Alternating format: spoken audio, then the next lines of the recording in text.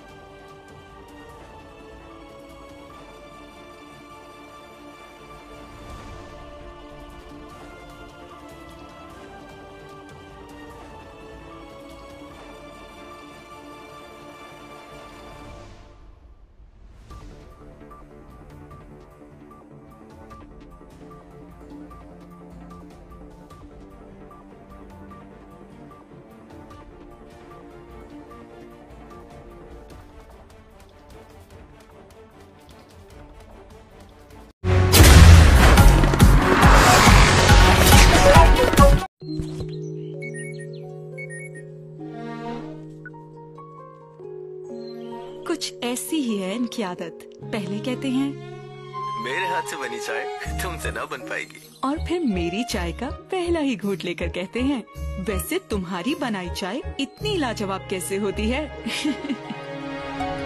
मैं कहूँ अच्छी चाय वही लाजवाब बनाए जो चाय को समझे। प्यार की धीमी आंच पर पानी का उबलना, चाहतों की ताजगी से भरपूर कमांडर लाजवाब पत्ती मिलाना। जब रंग, खुशबू और जायका दिल में समा जाए तो उसे अपनायत भरी प्याली में डालना और बस आंखें बंद और इसके मजे में खो जाना। यही तो है समझने वाली बात जो बनाए चाय लाजवाब। कमांडर लाजवाब टी जो चाय को समझे।